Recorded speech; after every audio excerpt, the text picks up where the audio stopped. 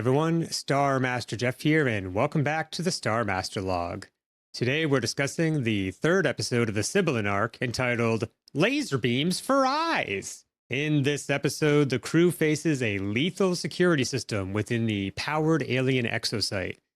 Following their previous discovery of a virtual ocean and nano-fluid pool, the crew enters a long hallway filled with vats, each containing a mysterious calcified beak. Their progress is halted by a mechanical whirring noise, leading to the discovery of an Annihilation Bot, a squid-crab hybrid robot designed to ensure that no one leaves the facility.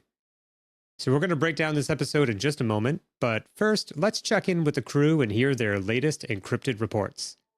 And I'll catch you on the other side. Felix here. I can't believe it. My first encounter with alien robotics, and they tried to kill me. That was amazing. Oh, my mind is spinning right now, generating endless possibilities and theories that practically making me dizzy. Are these robots in the traditional mechanical sense? Probably not, as they seem to be built or maybe grown from some kind of nano-fluid. And as we saw, they have a kind of self-replicating functionality. Oh, I cannot wait to get back to the code and take this one apart. Who knows what kind of discoveries I can make? I just have to make sure Vera doesn't try to keep it for herself. She has a really unappealing obsession with funding that I simply find grotesque in someone who professes to be a scientist. Slow down. First things first, Felix. We have to get out of here. I thought I felt some fresh air down this hole, so hopefully there is a way out. But first, who knows what other amazing discoveries might await us on the way? Robert Ross's log. I felt it the moment we clocked this alien sludge factory, that tension in the air before impending violence. We went full extermination on this Dalek-looking squiddy and his robo-spawn, textbook scorched earth. I burnt worse nests than this. Not the first time I've been on cleanup crew, and there's a lot more shit to shovel in this heap. Why a medical facility has a robo-tentacle monster, I don't think I want to know, but this feels less like perimeter defense and more like a containment measure. That thing wasn't guarding patients, it was guarding secrets. Crew stayed frosty though, weapons hot, heads on swivels. Thorn caught a small through and through, nothing vital, walked it off, and got a fresh set of nails to boot. Man, it's been a minute since I've got a mani-pedi. Robert Vat Goo Ross loves a mani-pedi. Okay, so it got worse, but in a new way. The variety of alien tech here is impressive, to say the least. I'll insert a description from Vera if we ever get out of here. I'm sure she'll have to come up with something good for the auction, although corpos are definitely going to buy up self-replicating annihilation bots. I think Vera would throw us in with the site too, if she could. Just really wanting to make a lot of money here, and I don't think she even understands what she's selling. But to do that, we got to get out of here first. This started with us opening a door.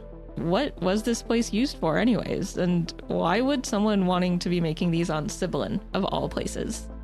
But Felix gets one of these guys back to the ship.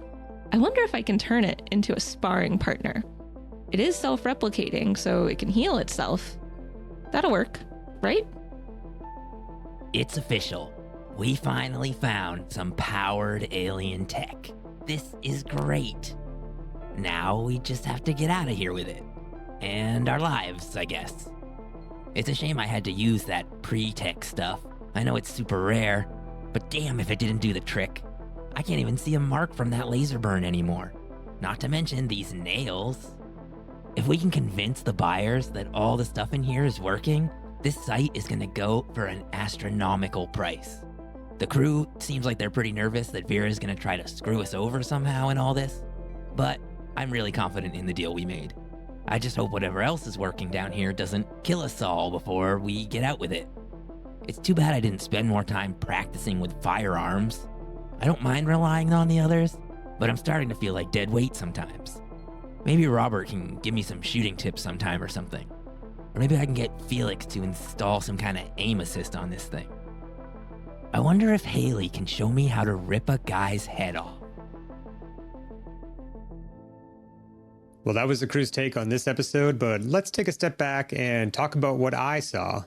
This is Star Master Jeff, and you're listening to the Star Master Log. Let's talk about how that session went for me. What was planned, what I found surprising, and how much I'm actually improvising behind the screen. If you're into GMing, world building, or just curious about how the story takes shape, this segment is for you. So this episode dealt with a pretty deadly combat that the characters came out of relatively unscathed from, thanks to a few surprising twists that I really hadn't quite anticipated. When I say relatively unscathed, obviously Thorn got shot, but he's been shot before. I think at this point, we kind of expect that when they get into a firefight, Thorn's going to get hit. And I'm not picking on him. I'm rolling randomly most of the time about who's going to be hit when there's lots of targets, unless there's a obvious super threatening target or a target that's really close to the enemy. But, you know, when he's getting shot, it's probably because he shot first. So beyond Thorn getting shot, which is not a surprise at all, I think that the biggest surprise to me was Felix having a reckless sprint to the back of the room to find the source of a mysterious signal that he had picked up on his datapad, hoping against hope that there was something back there he could use. Thankfully for him, his assumptions about the signal were correct, and he found a Goo Cake on the wall back there. Of course, we know now that Goo Cakes are really nano-fluid, and they can do a whole host of things. So running back there past the squid-crab and deciding to just shove his hand into the goo to then make a generic programming roll to see if he could try to shut down the bots or what sort of control he could take over the bots. I thought that was super cool. I did not anticipate that. The Goo Cake is in there, not because I wanted them to use it during the battle, but because it's the control panel for the vats and for the goo tube that leads downward to the next level. But of course, anything with nano-fluid is connected to the network. So with a proficient enough programming role, I don't see why Felix couldn't try to shut down or take control of an Annihilation Bot. Of course, he didn't roll as well as he could have, but if you remember from my last Star Master log, I actually gave him a secret +1 to this roll because completely enveloping himself into the goo pool and using the virtual ocean connected him to the network. And anytime anyone sort of uses the goo, it's akin to getting a light brain graft so that they can access that network. And every time you use it, it gets easier for you to use. Hence the secret +1 that he received, because he is now a known quantity to the alien network. So the goo is a bit easier to use. Even with the roll that wasn't fantastic, he manages to seize control of a single Annihilation Bot, completely removing that combatant from the fight and holding it still while the rest of the crew just burned it to the ground. It's decisions like that are why I love gaming, especially OSR gaming. For anyone that's not familiar with the term, it's old school Renaissance or old school revival. It's a kickback to a type of gaming that I grew up with, like Advanced Dungeons and Dragons back in the day, which is what I grew up playing from 10 years old onward. And it's less about the statistics on the page and more about using your creativity in the environment that was explained to you. As a game master of OSR games, I don't like to limit creativity by saying, well, as per the rule on page 332, I don't really think you can blah, blah, blah. I like to take the spirit of what they're trying to do and figure out how to make it work. And sometimes it's going to boil down to a roll.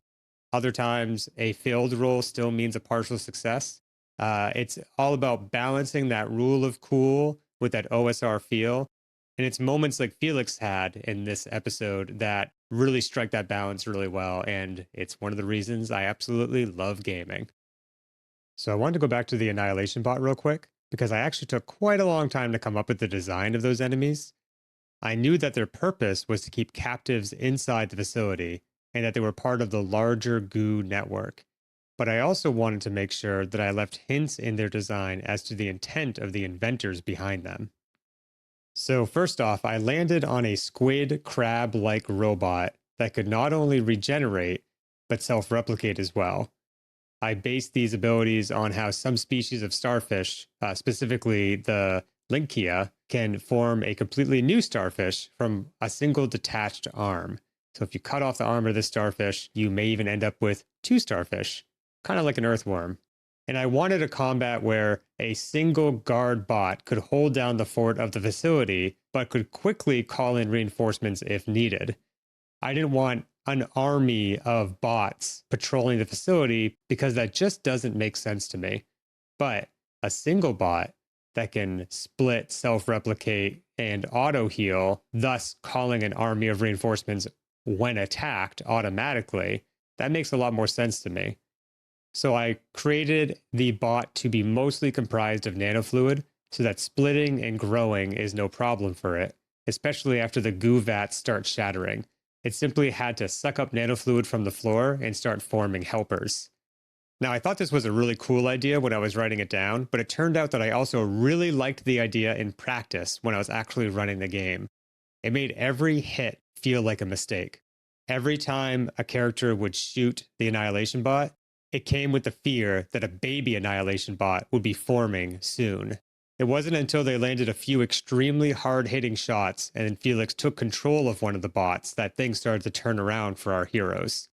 If the battle had gone slightly differently, there could have easily been a new Annihilation Bot generated every round, or perhaps even faster. For every Annihilation Bot that's created, it can create another Annihilation Bot.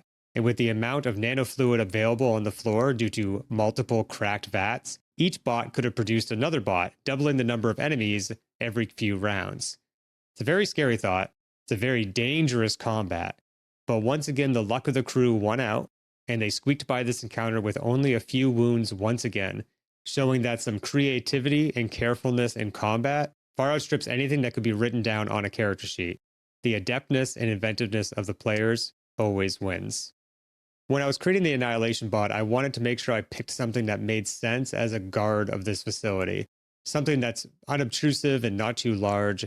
It's going to be able to climb and use all of the different pieces of the facility and make its way around without any sort of problems. Because this is not a normal medical facility. It's a medical facility that needs a guard bot. Now, why is that? In today's deep dive, I just want to explore that question and speak a little to what may have been happening in the sector back when this alien race was the dominant species. So the room that this entire episode takes place in is full of large vats arranged in tidy rows. Each vat is filled with nano-fluid with a single calcified beak resting at the bottom. In the previous episode, we learned that this facility was medical in nature and, in fact, was a quarantine for some terrible disease that was sweeping the sector. As Dr. Voss said in the last episode, this facility was likely one of many, and in this facility alone can be counted over 100 vats, each of which can be assumed once contained an alien being, likely in quarantine due to whatever disease was plaguing their society. The being would be suspended in nano-fluid, allowing them access to the virtual ocean, or as Thorne said, like a more advanced version of virtual reality. As a quarantine facility, keeping the patients safe and comfortable would be just as important as keeping them inside the facility. Although each had their own personal VR and likely the best medical treatment available at the time, they were still captives nonetheless. The Annihilation Bot would have patrolled the facility to protect the patients, but also, quite clearly, to keep them in. Whatever this plague was, no infected being would be allowed to leave. And if we take one step out from that, we know from the last episode that the alien beings had some sort of colonies on Polyphon and Wafisa as well, because in the virtual ocean, Dr. Voss was able to see that they were aware of those planets. But only on Sibylen did we find these medical facilities, and this was not the only one. She said that there were many of them. This whole planet could have possibly been rife with these types of facilities, an entire planet of alien beings infected with some mysterious plague that they did not know how to cure, and so simply shipped them off to the edges of the sector to live the remainder of their lives in virtual reality. And where exactly have their bodies gone, leaving behind only these odd calcified beaks? They simply melted into the goo, becoming part of the nano-fluid. It seems as though this facility may actually raise more questions than it answers. But what else can you expect from the first powered alien exosite in human history? We'll be exploring the answers to those questions as the season develops further. But in the meantime, I'd like to shift over to the Subspace Signals, where I answer a question from one of our listeners. Make sure you listen to the end of the segment if you'd like to have a question here on the Star Master Log. This week's question is from an anonymous listener who actually listens to us through our weekly blog entries, which you can find on darkstaradventures.com. This anonymous questioner asks, what guidance did the players have for picking a backstory? Was Stars Without Numbers psychic class forbidden? For world building reasons or scenario design reasons, or did everyone just happen to collectively pick 2 experts and 2 warriors? Ooh, okay, we got our first crunchy question this week. So, a little bit on GMing style. I'm a notoriously hands-off GM. I don't really like to prescribe anything to the players unless they come to me for advice. I tend to give background and guidance as to the campaign and the sector, but beyond that, I'm not really a fan of being involved in character creation. For this game, I wanted to keep the story grounded and then grow into something weirder as the story took shape. But I didn't want to pre-decide what that weirdness would be. I wanted it to organically come from the characters in the story that was developing. So yes, I did ask the players to ignore the psionic class and anything having to do with heavy body modifications to start. But that doesn't mean we won't have some developments in those areas as the game progresses. I didn't want something like psychic powers to feel common. I want them to feel special and earned. I want them to have a strong story impact. Perhaps it's even a goal of one of the players, like Felix wanting to transcend human flesh. If I just allowed everyone to have a ton of body modifications right at the beginning, he would already be well on his journey. But instead, it's a goal that he must scrap and save and earn for. He must find the biomods. He must find the doctors. And that is the only way he will accomplish his goal. So that's a little bit of a GM design decision. But as for the classes that they chose, it actually happened purely by happenstance. We got 2 experts, which would be Felix and Thorn, and 2 warriors, which is Robert and Haley. Each of the 4 players came up with an idea of what they wanted to play. And then when we got together for session 0, they worked through those ideas as a group to make sure they had all the important roles covered.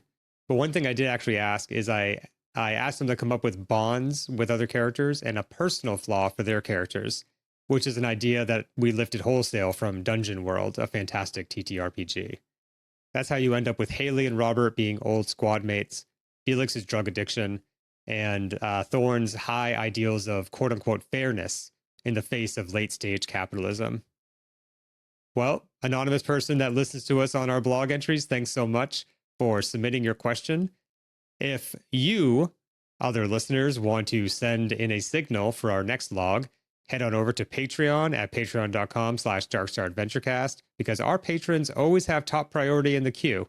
But I do pay close attention to our socials, such as our blog entries and on Blue Sky. So drop us a line there, and your question just might be the next one we intercept. Before we close the log for this week, I want to leave you with another Star Master spec. In this section, I give you a quick recommendation of some piece of media that I really enjoyed and has something to do with this week's episode. So the Annihilation Bot, which was the focus of this week, was partially based on a slew of science fiction media that's wormed its way into my head over the course of my life, but none more so than the movie Edge of Tomorrow. It stars Tom Cruise and Emily Blunt fighting grotesque amounts of Annihilation Bot-looking beings called mimics. It's crazy, it's weird, and it's a fun action film with a seriously great time-looping mechanic, and I love a time travel film. I highly recommend it if you want a fun popcorn film that'll give you that Annihilation Bot feel. Also, if you're a reader, check out the light novel All You Need Is Kill by Hiroshi Sakurazaka. It was the basis for the Edge of Tomorrow movie. It's very fun as well. It's sort of like, what if your life was a video game and you could just keep trying the level over and over again, which is what we see in the movie, but it's much more spelled out in the book. It sort of feels like Full Metal Jacket meets Alien with a bit of Dungeon Crawler Carl mixed in, and I absolutely loved it. In the next episode, our crew descends the goo tube they found to the basement level of the facility and find a hidden piece of technology that is both startlingly familiar and decidedly alien.